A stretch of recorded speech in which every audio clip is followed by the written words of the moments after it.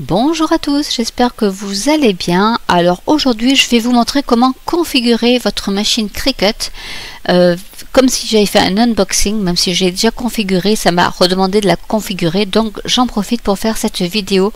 Vous pouvez le faire avec votre Cricut Joy, Joy Extra, Explore, Maker, Venture. C'est valable pour toutes les machines dès que vous la sortez de votre paquet. Donc on va voir ça sur le Design Space.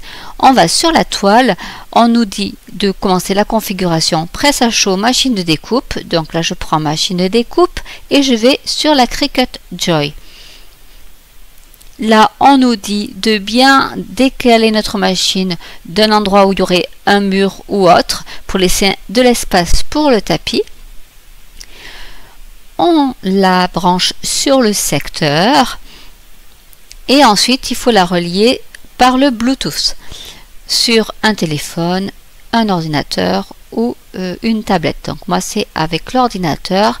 Lorsque ça cherche les appareils entre eux, ça clignote. Une fois qu'ils se sont retrouvés, ça va rester blanc sans clignoter. Une fois que c'est fait, on va sur le Design Space et on va sélectionner notre Joy. Moi, j'en ai deux puisque je travaille aussi avec Cultura. Donc, du coup, je prends la Joy, la mienne. Donc, cette référence-là. Je vais cliquer sur Continuer. Et ensuite, on va accepter les conditions, etc. Là, la configuration est terminée. On va pouvoir cliquer sur Suivant pour réaliser le stickers et donc tester la découpe de la machine. On met la lame à pointe fine dans la mâchoire. Normalement, elle y est déjà lorsque vous la sortez de son paquet. Vous mettez le Smart Material qui est fourni avec. Donc là, je vous montre du Smart Material qui va aller directement sur la machine, mais moi, je vais utiliser une chute de ce vinyle là, donc j'ai besoin du tapis. Je vous montre le Smart Material qui me reste. Les bandes blanches correspondent normalement à l'espace pour les roulettes en caoutchouc de la machine, donc je vais les découper. Normalement, vous voyez, ça va au niveau des rails et c'est avalé par la machine.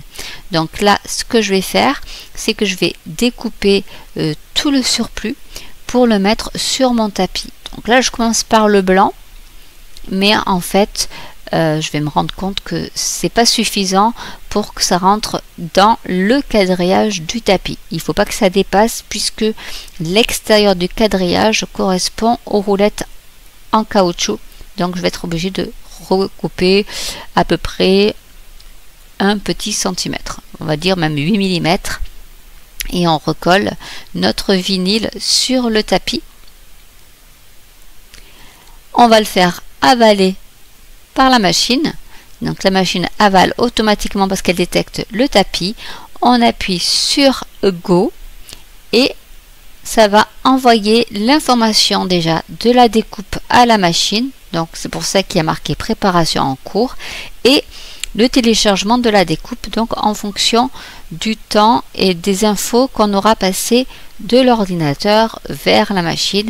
Dès qu'on est à 100%, c'est que la machine a toutes les informations pour découper votre matériau. Donc là, on va retourner sur la machine pour voir comment elle fait pour continuer à découper les lettres et elle va ensuite faire l'encadré de notre stickers.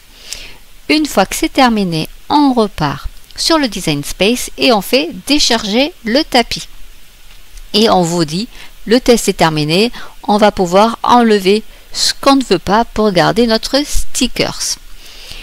Et bien sûr, s'assurer que la découpe est nickel. Donc là, je le fais avec les mains parce que je ne veux pas prendre mon échenilleur, je veux garder le dessus. Donc le positif ou le négatif, c'est dans le sens où on le voit, mais avec les chenilleurs j'aurais eu un petit trou et je voulais vraiment garder le gros, la partie pleine intacte. C'est pour ça que je le fais avec les doigts. Donc vous voyez, ça se décolle très facilement. Donc on a un positif et un négatif et vous pouvez le coller sur votre machine si vous le souhaitez, ou alors le mettre, pourquoi pas, sur une gourde, le tiroir où vous mettez tous vos matériels Cricut, par exemple, c'est possible. Donc moi ce que je vais faire, c'est que je vais le mettre sur un opercule qui me restait, qui traînait par là, de vinyle, et comme ça, quand je voudrais l'utiliser pour accessoiriser quelque chose, un verre, un pot à crayon Cricut ou autre, eh bien je l'aurai tout prêt. Donc voilà, la création des stickers et la machine est configurée. C'est bon pour toutes les machines Cricut. Donc j'espère que cette vidéo vous aura plu. N'hésitez pas à commenter si vous avez des questions. N'hésitez pas à liker, à vous abonner, à cliquer sur la petite cloche. Et je vous dis à très bientôt pour une nouvelle vidéo.